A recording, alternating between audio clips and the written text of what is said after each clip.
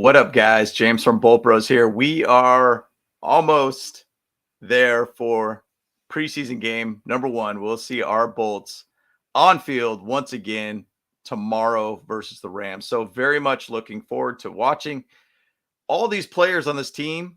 We got so many players that we kind of take a look at that's going to make this game very exciting to be able to watch and see their progress and see who's going to be the guys that are stepping up. But I'm going to give you 5 players that I'm going to keep an eye on for this preseason game. So let's get into it.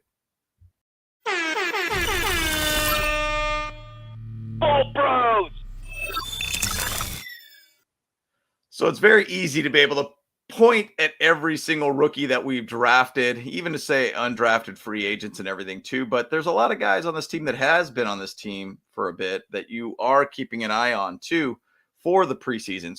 So I do want to talk a little bit about some of the rookies and some of the guys that have been on the team for a bit, and the 5 guys that I'm going to keep an eye on for this Rams preseason game. So let's get into it. I sound a little contradicting here, but I'm going to start with a rookie. Let's go with Scott Matlock, the Soul Taker.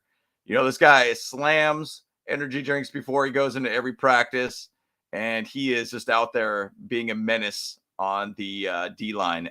I love so far what I've seen from him. He seems like a guy that is just a very high energy guy, a guy that could just get after and disrupt this O-line or the O-line in front of him and just find a way to be able to get after the quarterback. I mean, in the scrimmage, he did have some sacks. He did have a lot based upon what I watched when I was at training camp. He seemed very, very active with his hands, very violent with what he does. I'm excited to see how he progresses. And the thing about it is with Scott Matlock on the unofficial depth chart, he's kind of pushed back. But at the same side, we got Otito Obonia and Austin Johnson that are currently injured and have not been on field yet. So this is a depth piece that we need to continue to build. We need to see what Scott Matlock could bring to the table. Now, once again, he's going to be playing against other backups, which is fine. But all practice is very good. Iron sharpens iron pretty much at this point. But I do think that I want to see a lot from Scott Matlock, the Soul Taker, going out there and just causing havoc. And I have seen some very, very good progress from him from what I've seen being at practice and also from the scrimmage. So excited to see Scott Matlock for this game. Next, JT Woods. Now, this is kind of a 2-part kind of situation here. JT Woods versus Alohi Gilman versus Mark Webb versus, you know, we got a lot of guys that are trying to go after the safety position. But JT Woods being a 3rd-round pick from last year, you know, the guy's got all the intangibles: speed, height, ball hawking ability. Brandon Staley's talked a lot about that. What is he excited about for the preseason is watching people tackle. That's a big emphasis. And we did have a lot of missed tackles from last season. We need to be a lot more sure-based, tackling-based team. So it's good to see that Brandon Staley has recognized that. And the thing about JT Woods is, can we find him to be that guy that could actually tackle too on top of his intangibles that he has? You know, JT Woods as a player has bulked up a little bit. He seems a little bit bigger as a player, but he has the ability to go out there and be a game changer in getting great interceptions for us and just utilizing his speed to be able to defend passes and everything too. But it's the big knock on him is, can he find a way to tackle? At this moment, it's Alohi and JT Woods right now going after that safety position since Nazir Adderley has retired. So I'm wanting to see JT Woods going out there and finding ways to be able to tackle players, bottom line. That's one thing I want to see from him. So keep an eye on JT Woods for this game against the Rams. I'm excited to see what he could do. Next player, Isaiah Spiller. We didn't see a lot from him last year. We obviously got him, I think, with the 4th round last season. Young kid, came into the league, got 1 season under his belt. I'm wanting to see more from this guy. Obviously, the RB2 position is kind of an influx position. Joshua Kelly, I think, was phenomenal last season, and I think this year he's going to do an extremely good job as an RB2. But I just want to see more out of Isaiah Spiller. I really want to see what we got out of him. I want to see that he could be that guy that could be depended on. every year there's always somebody that does go down. There's always needed to be depth players. We need to see a little bit more from Isaiah Spiller. Can he be that run catch guy for us?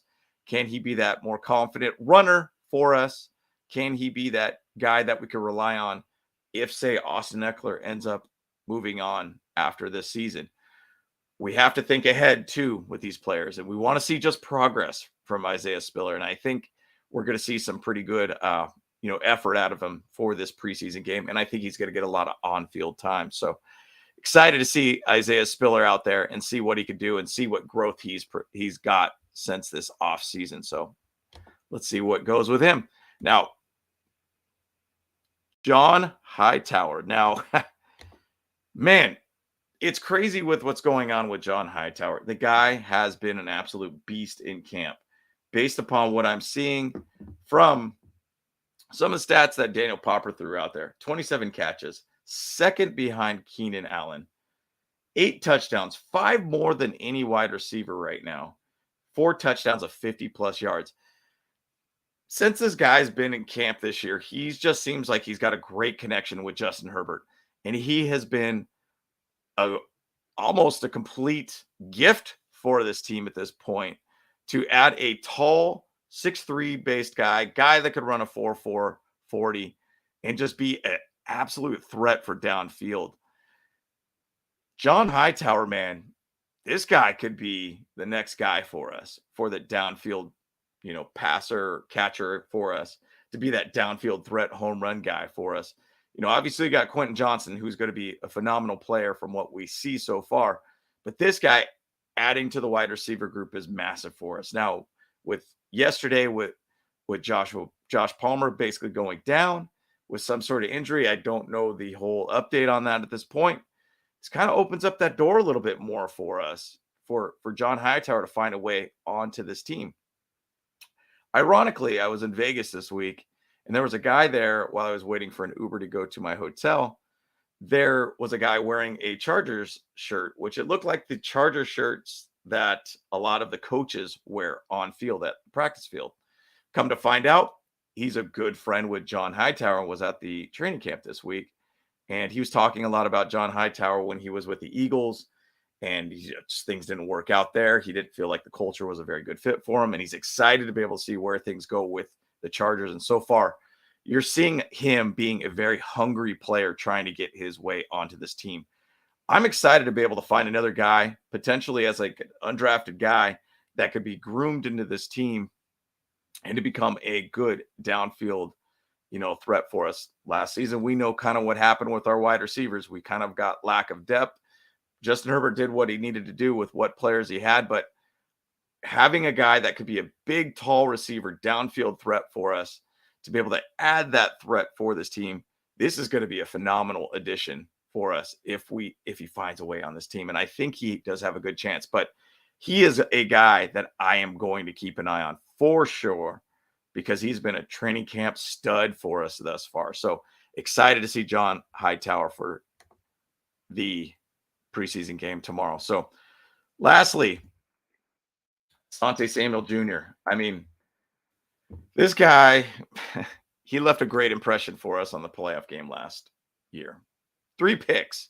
I mean, you think this guy's turned a corner? I think he has officially found a way to turn a corner even more so, with great momentum this year going into the 2023 season. So I'm going to say one thing too. I don't know how much he's going to play in this preseason game, but I know with him and Jasir Taylor are the talk of the town of that third cornerback base position, slot base position, potential, outside corner kind of position for us based upon what's going to happen with JC Jackson.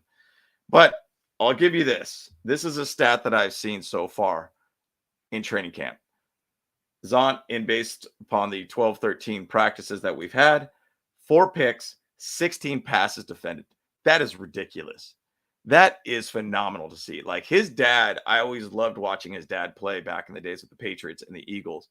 And this guy has that extra gear built into him. He has the ability to be that, game changer for us. He has that ability to be that playmaker for us. And I'm excited to see if he could play a little bit more in this game, because I want to see just more development from him for where he's going to go against the long ball versus the short ball, being more aggressive. Obviously, the thing about him, he's a shorter player, but he's got that extra energy, that juice. And I used that in the last video I recorded, to be able to just find a way to be able to be aggressive to the guy he's defending. And in camp, 16 passes defended already is insane, averaging more than one per training camp at this point. 4 picks. That's awesome to see, guys. And you want to be able to see these guys step up. He's in his 3rd year right now. He's a hungry player, and I feel he's going to have this massive season for us this year. So I'm excited to see Sante Samuel Jr. go out there and ball out for this preseason game. So based upon the 5 players I've given for this video, these are the guys that I'm looking at. But I'd be interested to see what your thoughts are too, bros, and what players you're going to keep an eye out for. So once again, guys, James from Bolt Bros, appreciate all the support. Like, subscribe to the channel if you have not so far. But let's get out of here. Bolt Bros, let's go.